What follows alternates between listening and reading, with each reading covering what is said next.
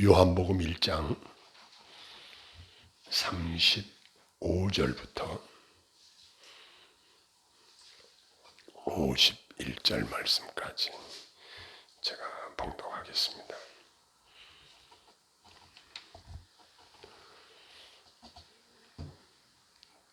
또 이튿날 요한이 자기 제자 중 두 사람과 함께 섰다가 예수께서 거니심을 보고 말하되 보라, 하나님의 어린 양이로다. 두 제자가 그의 말을 듣고 예수를 따르거늘 예수께서 돌이켜 그 따르는 것을 보시고 물어 이르시되 무엇을 구하느냐? 이르되 랍비여 어디 계시오니까 하니 예수께서 이르시되 와서 보라. 그러므로 그들이 가서 계신 데를 보고 그날 함께 거하니 때가 10시쯤 되었더라. 요한의 말을 듣고 예수를 따르는 두 사람 중에 하나는 시몬 베드로의 형제 안드레라. 그가 먼저 자기 형제 시몬을 찾아 말하되 우리가 메시아를 만났다 하고 데리고 예수께로 오니 예수께서 보시고 이르시되 내가 요한의 아들 시몬이니 장차 게바라 하리라 하시니라. 이튿날 예수께서 갈릴리로 나가려 하시다가 빌립을 만나 이르시되 나를 따르라 하시니 빌립은 안드레와 베드로의 한 동네 베세다 사람이라. 빌립이 나다나엘을 찾아 이르되 모세가 율법에 기록하였고 여러 선지자가 기록한 그 일을 우리가 만났으니 요셉의 아들 나사렛 예수니라. 나다나엘이 이르되 나사렛에서 무슨 선한 것이 날 수 있느냐? 빌립이 이르되 와서 보라 하니라. 예수께서 나다나엘이 자기에게 오는 것을 보시고 그를 가리켜 이르시되 보라, 이는 참으로 이스라엘 사람이라. 그 속에 간사한 것이 없도다. 나다나엘이 이르되 어떻게 나를 아시나이까? 예수께서 대답하여 이르시되 빌립이 너를 부르기 전에 네가 무화과 나무 아래 있을 때에 보았노라. 나다나엘이 대답하여 랍비여 당신은 하나님의 아들이시오 당신은 이스라엘의 임금이로소이다. 예수께서 대답하여 이르시되 내가 나를 무화과 나무 아래에서 보았다 하므로 믿느냐? 이보다 더 큰 일을 보리라. 또 이르시되 진실로 진실로 너희에게 이르노니 하늘이 열리고 하나님의 사자들이 인자 위에 오르락 내리락 하는 것을 보리라 하시니라. 아멘.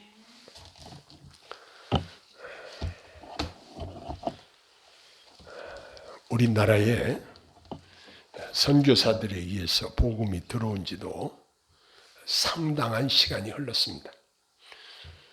선교사들이 흘린 피와 땀과 헌신으로 말미암아 한국 교회는 엄청난 속도로 성장하였습니다. 이제 전국 방방곡곡에 교회가 세워지고 기독교인들이 많아져서 이 시대에 상당한 영향력을 행사하면서 살고 있습니다. 그러나 여전히 우리 주변에는 예수님을 만나지 못하고 허물과 죄로 죽은 자들이 많이 상존하고 있는 한 우리의 전도 사역은 쉴 수 없을 것입니다. 본문에 예수님 당시에 제자들을 부르신 이야기가 기록되어 있습니다.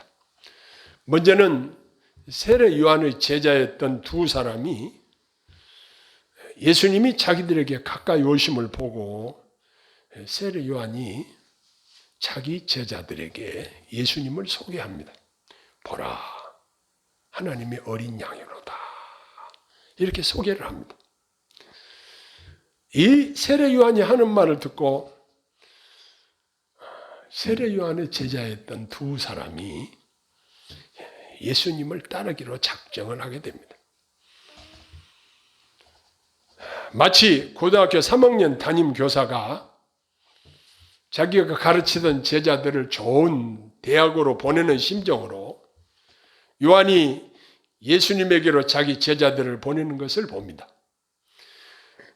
여기서 우리가 잠시 멈추고 생각해야 할 것은 오늘날 교회들이 그리스도 중심으로 하나됨의 원리를 생각하게 해줍니다. 본문에 이 세례 요한의 두 제자가 이제는 예수님의 제자가 되었습니다. 오늘날 사람들이 타락해서 교회를 떠나면 정말 불쌍하고 안타까운 일이지만 다른 좋은 지도자를 만나서 잘 양육을 받는다고 한다면 오히려 기뻐하고 도와줘야 할 일입니다. 교회의 머리는 예수 그리스도이십니다. 전 세계적으로 주님의 교회는 하나입니다. 우리 사역자들은 성도들을 정결한 신부로 예수 그리스도께 중매하는 중간 역할을 하는 자에 불과한 것입니다. 세례 요한이 예수님을 만나서 보라 하나님의 어린 양이로다 이렇게 예수님을 소개할 때에 그의 제자들이 예수님에게로 가게 된 것처럼 오늘날 우리들은 내 욕심을 비우고 온전히 주님을 잘 소개해서 사람들이 예수님의 제자가 되도록 해야 할 사명이 우리 모두에게 있다는 사실입니다. 아무튼 예수님께서는 사람들을 초청하십니다.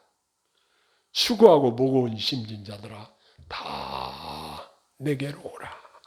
내가 너희를 편히 쉬게 하리라. 이렇게 초청하고 계시는 것입니다.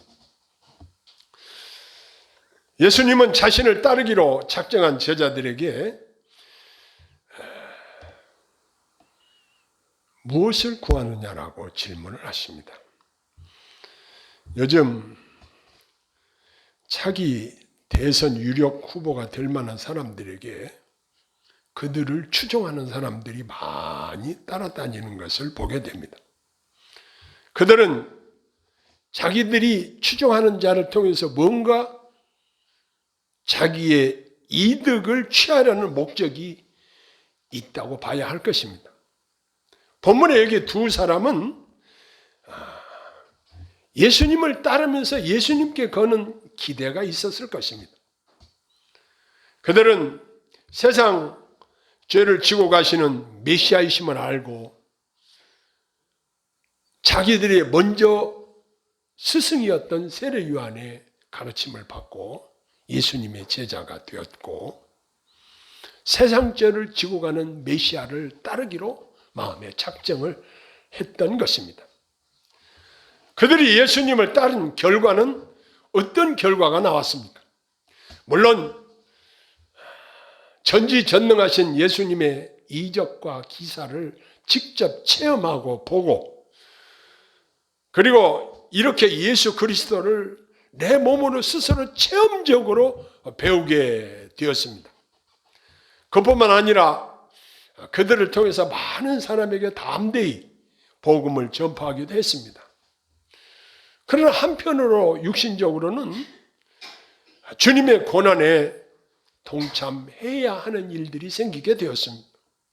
전세를 의하면 시몬 베드로는 십자가에 거꾸로 못 박히는 그러한 이야기가 전해지고 있습니다. 우리 그리스도인들이 예수님을 믿고 따르는 목적이 다만 이 땅에서의 행복이 목적이라면 진짜 중요한 천국을 놓치고 있는 것입니다.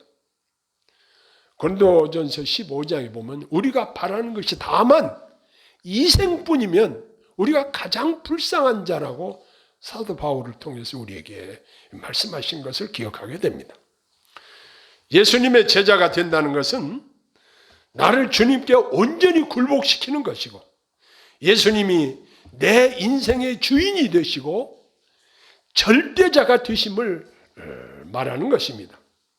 이 세상에는 예수님을 믿지 않고 살아도 얼마든지 부자로 행복을 누리며 살 수 있습니다. 그러나 마지막 심판날에 우리 주님이 내가 너를 도무지 알지 못한다. 그러면 실제적으로 인생 실패자가 될 것입니다. 성경대로 슬피 울며 이를 갈미 있으리라 말씀하셨던 것입니다. 예수님은 자신을 따르기로 결심한 자들에게 말씀하시기를 긴 이야기 말씀을 안 하셨습니다. 와서 보라. 와서 보라. 이렇게 명하십니다. 제자들이 예수님을 따르며 자기들 눈으로 보고 손으로 만지고 귀로 듣고 하면서 천국 백성으로서 받아야 될 교육을 받게 하셨던 것입니다. 가장 탁월한 교사이신 예수님에게 직접 가르침을 받는 복된 제자들이 된 것입니다. 예수님의 가르침은 가장 효과적인 가르침이었던 것입니다. 우리가 전도할 때에 빌립이 그의 친구 나다나엘에게도 예수님이 하신 말씀과 동일하게 하는 것도 지혜일 것입니다. 와서 보라. 너무나 간단합니다. 복잡하지 않습니다. 어렵지 않습니다. 안드레는 자신이 메시아를 만난 이 사실을 자기 형제 시몬에게 말을 합니다. 그래서 시몬에게 우리가 메시아를 만났다. 이렇게 전했습니다. 이렇게 시몬을 예수님에게로 인도해 오니 예수님께서는 시몬의 이름을 게바라, 이름을 계명을 해줍니다. 게바는 반석이란 뜻으로 그가 앞으로 주님의 교회와 복음을 위해서 중요한 일꾼이 될 것을 예견하시고 지어주신 이름입니다. 우리 사람들은 앞으로 나에게 되어질 일, 또 다른 사람에게 되어질 일을 도무지 알 수가 없습니다. 그러나 예수님은 미래에 이루어질 하나님의 계획을 다 알고 계셨기에 이렇게 말씀하신 것입니다. 시몬을 보면 별로 잘나지도 않고 그의 직업은 고기잡이하는 사람이었고 그가 주님의 손에 붙잡혀 얼마나 아름답게 귀하게 위대하게 사용되어질 것인가에 대한 그림이 예수님에게는 있었습니다. 예수님께서는 그를 바라보면서 그를 통해서 얼마나 하나님 나라가 확장되어지고 그리스도의 복음이 전파될 것인가에 대한 앞으로 되어질 것에 대한 예수님의 통찰력이 있으셨다는 사실을 이 말씀을 통해서 우리가 깨닫게 되는 것입니다. 이와 마찬가지로 부르심을 받은 우리의 삶은 하나님께서 자신의 뜻과 계획을 이루어 가시는 과정이므로 감사함으로 주님의 부르심의 뜻을 이루어 드리고자 하는 그러한 마음이 우리 안에 있다는 사실은 참으로 복된 것입니다. 이제는 내 뜻대로보다 주님의 뜻대로 살고자 하는 굳은 다짐이 필요할 것입니다. 이제 우리들이 예수님을 영접하고 나면 최고의 관심은 내가 받은 구원을 내가 만나는 사람에게 전해야 된다는 이 사명감에 우리가 복음을 전하는 것입니다. 오늘 본문에 보면 이튿날 예수님이 갈릴리로 나가려 하시다가 빌립을 만나 나를 따르라고 하십니다.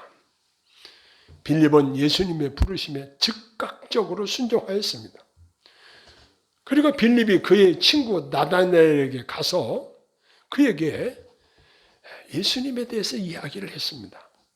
어떻게 이야기를 했냐면 모세의 율법에 기록하였고 여러 선지자들이 기록한 그 일을 우리가 만났으니 요셉의 아들 나사렛 예수니라. 이렇게 빌립이 나다나엘에게 전했습니다. 이 말에 나다나엘은 뭐라고 반응을 했냐면 나사렛에서 무슨 선한 것이 나겠느냐. 이렇게 부정적인 반응을 보입니다. 이렇게 빌립이 증거하는 말에 반박을 하면서 예수님을 전적으로 무시하는 반응을 보이고 있었습니다. 그러나 예수님께서는 구약성경 미가서 5장 2절에 기록된 대로 베들레헴에서 탄생하셨습니다. 빌립은 나다나엘과 논쟁하지 않고 예수님께서 전에 말씀하셨던 것처럼 와서 보라. 딱 이 한마디를 했습니다. 사람의 말재주로 전도하는 것이 아님을 여기서 보여주고 있습니다. 성령님의 도우심으로 능력이 주어지고 그 딱 네 글자인데 와서 보라 이 말에 나다나엘이 예수님께로 나오는 것을 보게 됩니다. 그리고 우리가 전도하는 것이 내 말재주나 내 능력이나 나의 사람 됨됨이나 나의 어떤 사회적 지위나 내 지혜로 하는 것이 아니라 오직 성령님의 도우심으로 가능하다는 사실을 인정하게 되는 것입니다. 여기 보면은 우리는 빌립처럼 너무 복잡하게 생각할 것 없이 와서 보라. 와서 보십시오. 이렇게만 해도 됩니다. 요즘은 각자 주머니 속에 컴퓨터들을 가지고 다닙니다. 스마트폰이 있기 때문에 설교 동영상을 내가 전도하고자 하는 사람에게 보내줄 수도 있을 것입니다.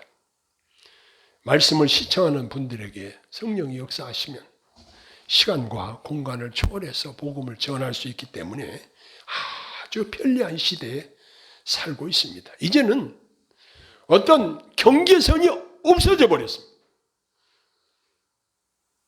외국에 사는 사람도 또 멀리 있는 사람도 가까이 있는 사람도 인터넷만 할 수 있으면 어디서든지 누구의 말씀이든지 하나님의 말씀을 경청할 수가 있는 이러한 시대에 우리가 살고 있습니다. 그런데 하나님의 말씀은 역사하는 힘이 있습니다. 나다나엘이 인도되어서 예수님께로 나오자 예수님이 그에게 하신 말씀은 참으로 흥미롭습니다. 보라, 이는 참으로 이스라엘 사람이라.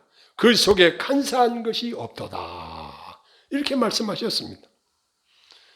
예수님은 이전에 한 번도 나다나엘을 만나신 적도 그와 대화하신 적도 없으셨습니다. 그런데도 그를 속마음까지 다 알아보고 계시는 것을 여기서 표현하고 있습니다. 사람의 내면의 생각은 사람들은 알 수 없습니다.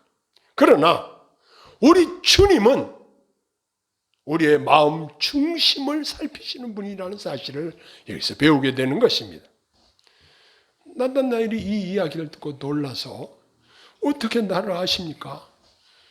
예수님은 다시 그에게 말씀하십니다.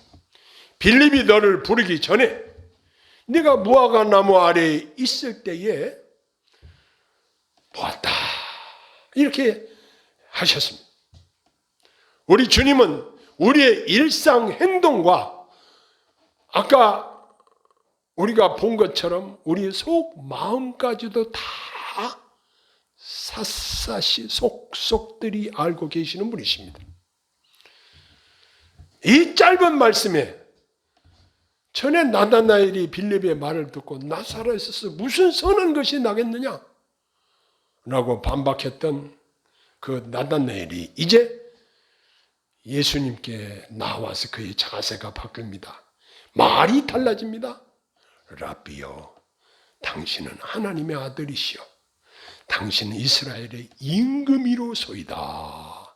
얼마나 놀라운 완전히 달라진 고백입니까? 참으로 놀라운 변화가 그에게 있었던 것입니다. 예수님은 그에게 다시 이야기를 하십니다. 내가 너를 무화과 나무 아래 있을 때 보았다 함으로 믿느냐? 이보다 더 큰 일을 보리라 하시고 또 진실로 진실로 너희에게 이르노니 하늘이 열리고 하나님의 사자들이 인자 위에 오르락 내리락 하는 것을 보리라. 이렇게 말씀하셨습니다. 야, 내가 너 무화과 나무 아래에 있을 때 보았다고 헛말 때문에 그렇게 놀라냐? 이제 나를 제자로 따라다니다 보면은 천사가 인자 위에 오르락 내리락 하는 이런 신령한 일들도 볼 것이다 라고 예언적으로 말씀하셨던 것입니다. 예수님의 제자로서 앞으로 신령한 세계도 체험하며 보게 될 것이라는 예언입니다. 나다나엘은 빌립의 말대로 와서 보니 과연 하나님의 아들 메시아이심을 발견하게 된 것입니다. 이처럼 믿음은 사람이 주는 것이 아니라 하나님께서 주시는 위대한 선물인 것입니다. 자, 그러면 이 말씀을 우리가 어떻게 적용을 해야 될까요? 현재 누가 예수님의 제자일까요? 요한복음 8장 31절 2절에 보면 그러므로 예수께서 자기를 믿는 유대인들에게 이르시되 너희가 내 말에 거하면 참으로 내 제자가 되고 진리를 알지니 진리가 너희를 자유롭게 하리라 그랬습니다. 예수님의 제자의 필수 요건이 뭐냐? 내 말에 거하면 내 제자가 된다 그랬습니다. 예수님 당시에도 예수님의 말씀을 듣고 예수님을 따르는 자들이 예수님의 제자였다고 한다면 오늘날 이 시대에도 예수님의 말씀을 듣고 예수님을 따른다면 그 사람 역시 저와 여러분 역시 예수님의 제자의 자격이 있다는 사실입니다. 그러면 누가 예수님의 제자로 부적격자일까요? 누가복음 14장 26절 27절에 보면 무릇 내게 오는 자가 자기 부모와 처자와 형제와 자매와 더욱이 자기 목숨까지 미워하지 아니하면 능히 내 제자가 되지 못하고 누구든지 자기 십자가를 지고 나를 따르지 않는 자도 능히 내 제자가 되지 못하리라. 이 제자가 되지 못한다는 말을 두 번이나 반복을 하십니다. 그리고 33절, 누가복음 14장 33절에 보면 이와 같이 너희 중에 누구든지 자기의 모든 소유를 버리지 아니하면 능히 내 제자가 되지 못하리라.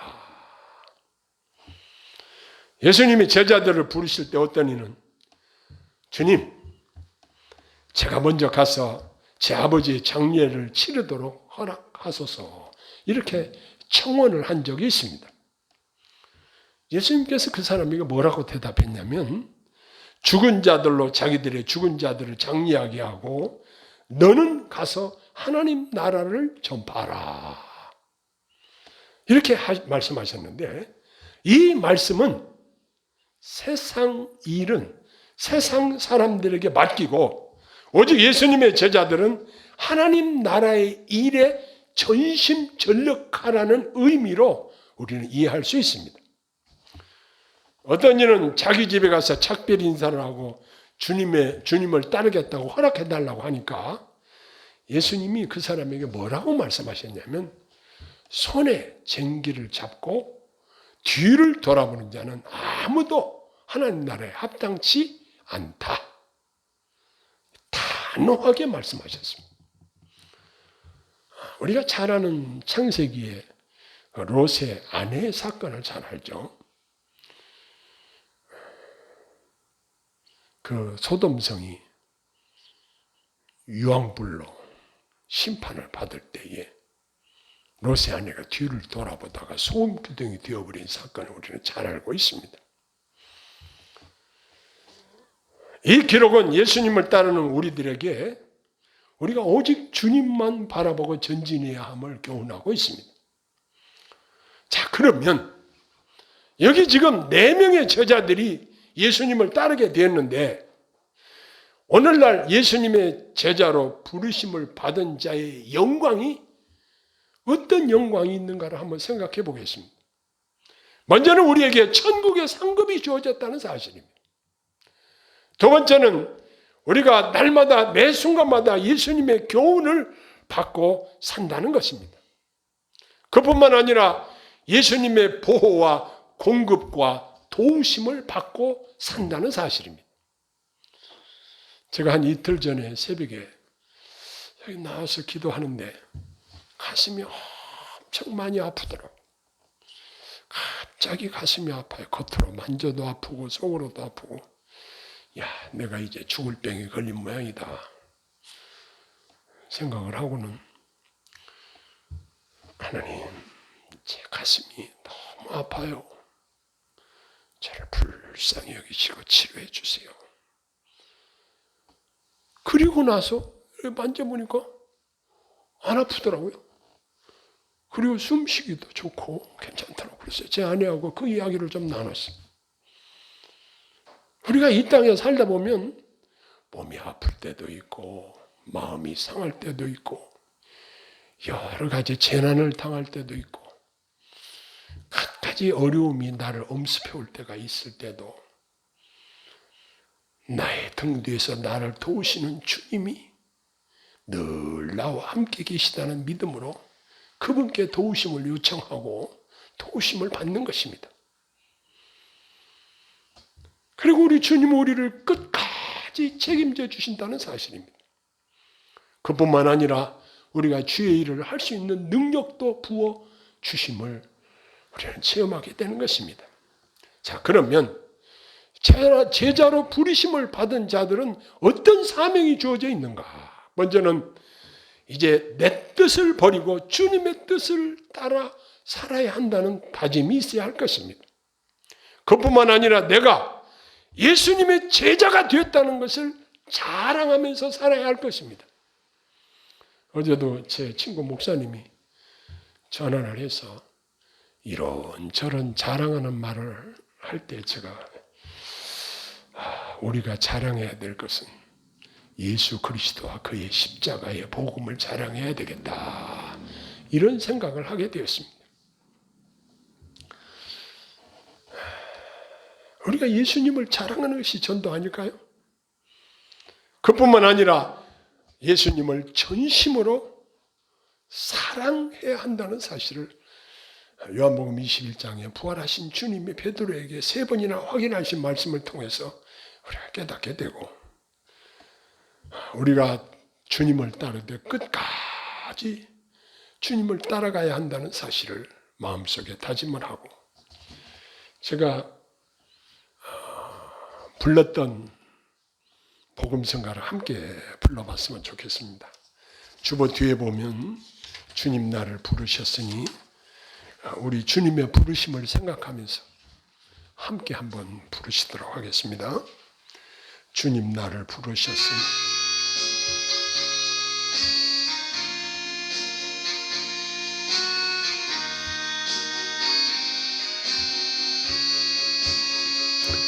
주님 나를 부르셨으니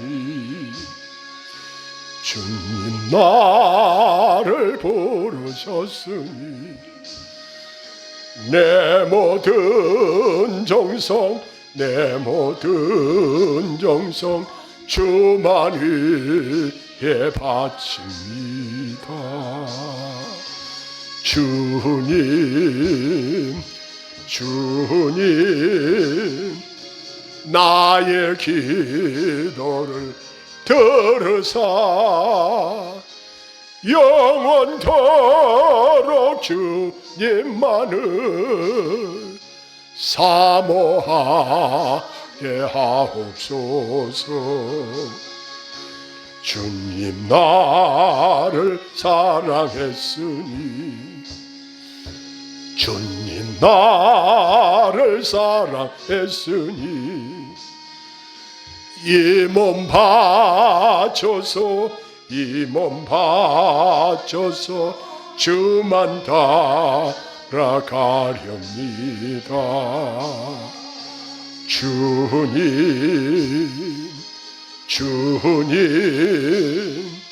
나의 기도를 들으사 언제까지 주님만을 사모하게 하옵소서. 주님 나를 구원했으니 주님 나를 구원했으니 소리 높여서 주만 찬양하렵니다. 주님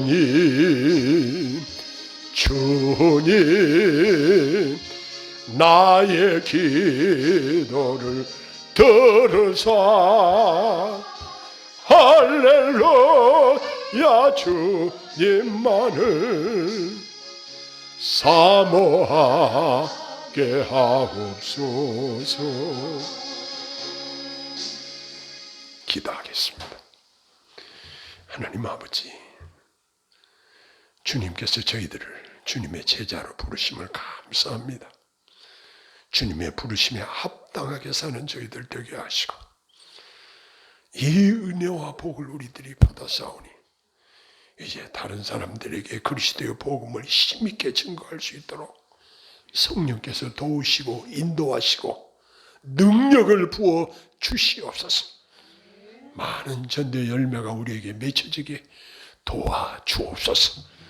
우리들의 입술에서 증거되는 말들이 능력으로 역사하게 하시고 사람들을 구원하기에 부족함이 없도록 우리 아버지 하나님께서 역사하여 주시옵소서. 이제는 우리 구주 예수 그리스도의 은혜와 하나님의 극진하신 사랑과 성령의 교통하심이 부르신 주님의 뜻대로 복음 전하며 살기로 마음에 다짐하는 주의 백성들 머리 위에 이제로부터 영원토록 함께 있을지어다. 아멘.